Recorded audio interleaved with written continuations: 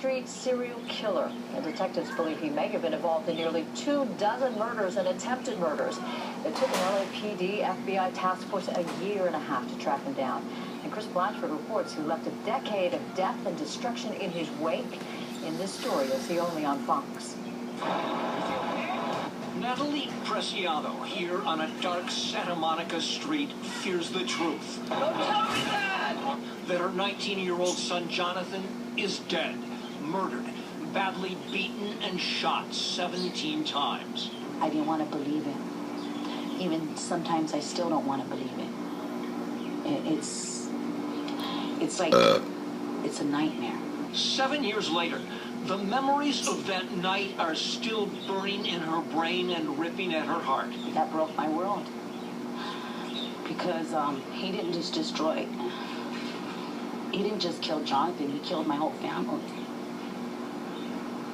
He was our hope. I mean, he was the hope of the family. He changed everybody. Natalie herself grew up with roots embedded in the gang world.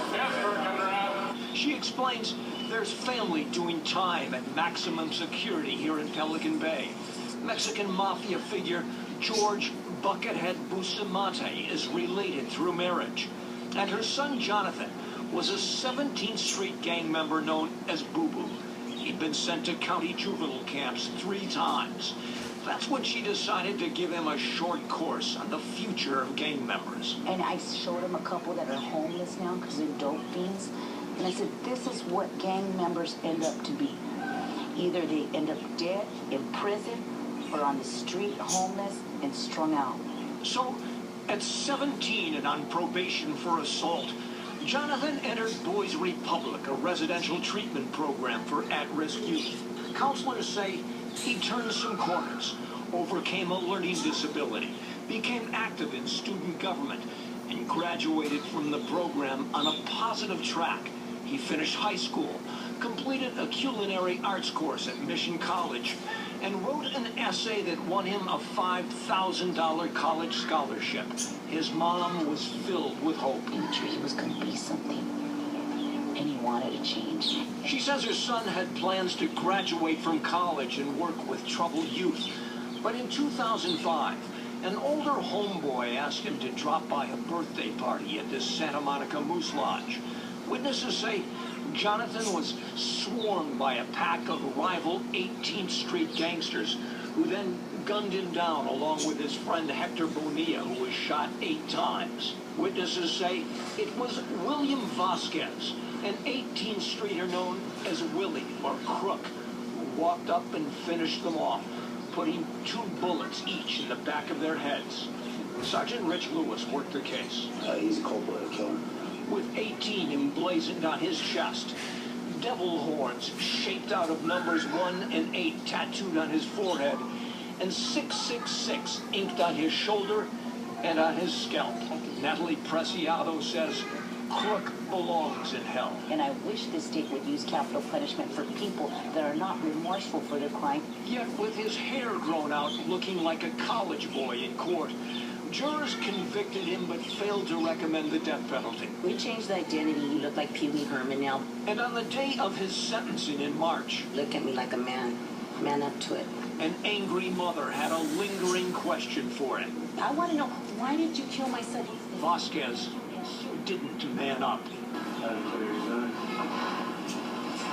Why? You didn't even know him. That from a gangster with tattoos of rival gang names crossed out next to the word killer, and letters BK for blood killer printed on his arms. You're not a person, you're a monster. You're a devil. Vasquez, smiling here, had also been convicted of murdering 3 other unarmed rivals for offending 18th Street sensibilities. In 2002, he shot Alex Haro at a birthday party in Jefferson Park. In 2003, Kevin Walton cut down on a South Central Street. And in 2005, Jesse Becerra shot 20 times at a party in the Wilshire area. Vasquez, who showed not a sign of remorse at his sentencing, was earlier described by a prosecutor as a hunter of human beings. Judge Larry Fidler had seen enough. You're not innocent, Mr. Vasquez. You're guilty. And you're guilty time and time again. This sentencing report obtained by Fox 11 News calls him a serial killer with no compassion for others, and still a suspect in at least 4 other murders. You all think you're tough, and you're nothing but cowards. You're cowards with guns, cowards with numbers, and you're gutless wonders. You're pathetic. The sooner we wipe the gangs out, the better for society, because you're worth nothing. 31-year-old Willie Vasquez wasn't smiling Life without the possibility of parole? when the judge sentenced him to a life behind bars. I lost my son. He loses his life in prison. His mother's gonna cry and grieve because she doesn't have her son. And I'm crying because I lost my son. So here, nobody won. We all lost. But the judge noted this serial killer caused unbelievable, immeasurable pain to the families of his victims. People such as Natalie Preciado, who can now only visit her son at the cemetery, see his face looking back from a gravestone. She says she prays that Vasquez's life in prison is full of pain and suffering, just like hers is every day. In Culver City, Chris Blatchford, Fox 11 News.